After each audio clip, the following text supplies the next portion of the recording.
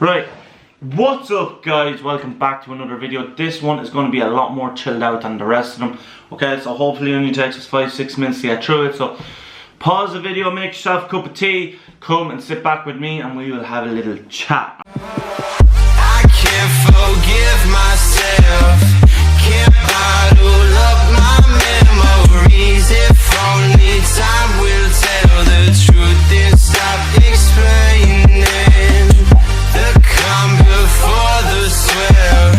I feel it in the melody. I will forget this hell and find my sweet serenity.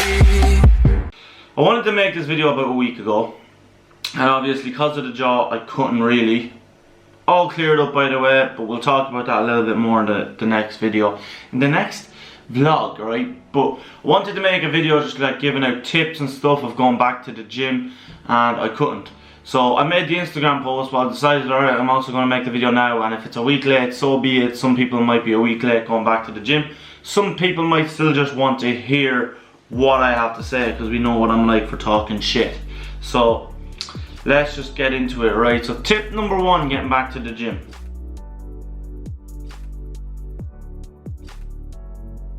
Right, so regress a bit. What do we mean by regress a little bit, right? So obviously we are not able to perform at the high level that we were able to back in December, just before gyms closed, alright? So what I always recommend, and what I've recommended a lot of my clients to do, just regress it back 60% of what we were actually doing before. So say if we were deadlifting 100 kg, just for numbers sake, let's regress it back to 60% of what we were doing. So we're going to take 40 kg off the deadlift, we're going to take 40% back, and just take it easy, and then progress over the coming weeks. So over the next 4 to 6 weeks, then you can start adding in that extra weight, then you can start adding in that extra set. But for the first week or two, you really want to regress it back 60%, really focus on forms. I promise DOMs will be a thing. I trained legs on, I think it was Tuesday. I wasn't walking right till Friday. So DOMs are going to be evident regardless of what you do. 6 months off, regress it back a bit, do a little less than you think you should.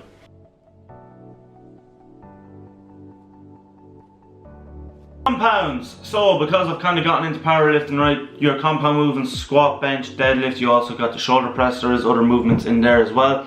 But so for your compound movements, what I recommend to do is get people to leave 3, and it's called it's like RIR. So that stands for reps in reserve. So if you're doing a set at 10, stop it at 7. It is literally that simple. Leave the body a chance to adapt. Give the body a chance to like recover, essentially. So if 10 reps is going to be failure, stop at 7. Leave 3 reps in reserve, and then what that'll give you is like kind of what we said in the first point. It gives you the opportunity to progress over the next couple of weeks. You're going to be able to use progressive overload as your tool. Your body's going to be able to adapt. You're not going to fuck yourself up. So leave 3 reps in reserve, and then for the next maybe 3-4 weeks, kind of build it up, and then after 4 to 6 weeks you should be ready to test your 1 RM in a squat or a bench or a deadlift, and that kind of gives you a better idea of probably where your strength is going to be at that time. Then you can start programming.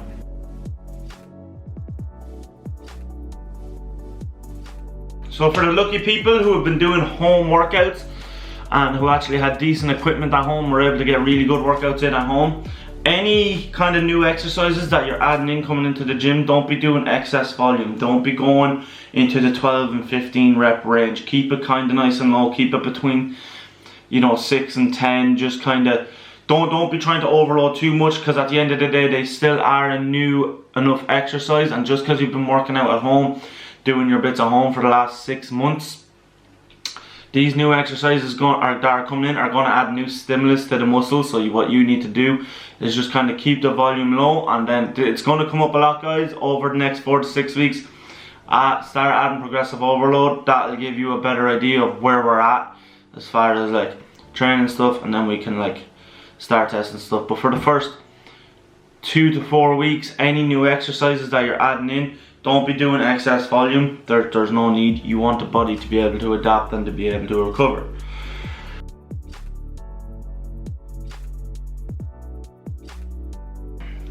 tip number 4, we're going to leave it at this, guys, because I have a tendency to ramble.